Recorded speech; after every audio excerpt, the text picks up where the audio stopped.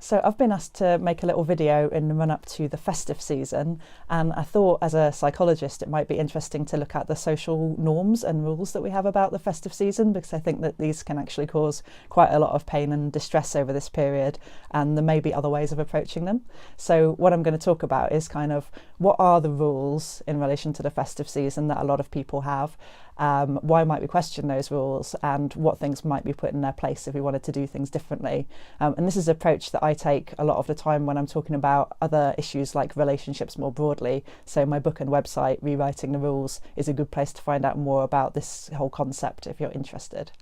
So let's think about the festive season. Obviously, it has a very different impact on different people depending on what's your cultural background, your faith, the generation you were born into, your own particular family dynamics, many other factors. But I'm going to pick some rules that seem to apply to quite a lot of people around this time of year. So the first one would be that there's an expectation that you would spend time with family around the festive season, in particular ways, often like staying with family for several days. Second one is that the way to express your love around the festive season is to be exchanging expensive gifts.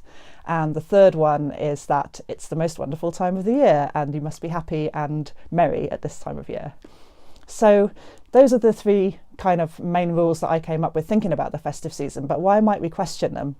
Well, the family one, a lot of people have complicated relationships with their family, probably most people. Some people are estranged from their family or just find it really difficult when they get together with family because it brings up a load of stuff from the past. Or even, they love their family, but they have so many different family commitments that it becomes really stressful around the festive season, trying to fit them all in and see like different people's family if you've got partner or partners, for example. The second one about gifts, well, there's been a lot in the news recently by George Monbiot about how there's a statistic that only like 1% of the gifts that we get are even still in use after 6 months, and a lot of the things we get for people at Christmas are kind of novelty items, and the toll that that takes on the environment and also people's lives who are creating all of those things, those materials for us. And also, again, it can be really stressful, that pressure to find the perfect present that's really going to capture your love for somebody. And in times of austerity, really expensive if there's an expectation to spend a lot of money and that we value kind of our relationships through the amount of money we spend on gifts. And then finally, the emotions one, well, a lot of people have tough emotions around the festive period for all kinds of reasons. We've talked about some of the stresses around that time, but also just it can be anniversary of a difficult breakup or a bereavement, or just that pressure to be happy actually leaves people feeling less than happy, because when we try and have a certain emotional state, often it doesn't work out so well. So we can put so much pressure on one day, like say Christmas Day or New Year's Day, that we end up not enjoying it very much. So what alternatives might there be? So I guess people come up with some quite canny ways to shift the rules around family. Examples of these that I've heard of is sort of deciding to have a different day as the main day rather than actual Christmas Day or New Year's Day, or maybe one year like going away for Christmas, so it kind of breaks that pattern of like we always have to do Christmas in this particular way, agreeing to alternate, seeing different family on different years. But more radically than that, we might question this whole notion that it has to be about family. Armistead Maupin recently wrote this amazing book called Logical Family, which is his concept that we have our biological family, but we also have our logical family of chosen people, and perhaps Christmas or the festive season could be more about spending time with those people.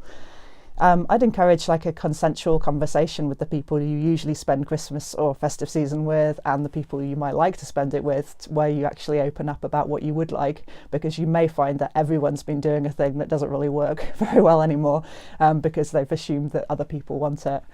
And a similar thing is true about gifts. So maybe opening up that conversation and just thinking about alternative gifts. So there's like handmade gifts as an option, giving money to charity that a person cares about, having a wish list of things that you want on Amazon so people know that they're at least getting something that you want. Or maybe agreeing to do Secret Santa, so you only have to buy a gift for one person. There's a lot of different variations, and also deciding maybe you do gifts in a different way. So the book that Jackie Gabb from the Open University and I wrote called The Secrets of Enduring Love, we drew on this idea called love languages. That is that people like having love expressed in really different ways, and gifts is only one of those ways. So again, you might have a conversation with the people that you love about how do you like having love expressed, and it might be about saying, okay, I'm going to spend a day with you at some point in the year doing a thing we both enjoy, or it might be more about giving a card that has a long kind of letter in about what that person means to you. And then the last one was about the emotions around Christmas, or festive season in general. And I think with that one, it's about maybe trying to welcome all of the emotions that you feel around this time of year, instead of putting this pressure on to only have certain feelings. And this is something I've written about quite a lot in relation to the movie Inside Out, a Pixar movie, which I would well recommend if you haven't seen it, which is all about the need to express all of our different emotions and feel all of those emotions. And again, if you look at my website, rewritingtherules.com, you find a little zine called Staying with Feelings, which gives some suggestions about how you might make all of your feelings welcome around the festive period.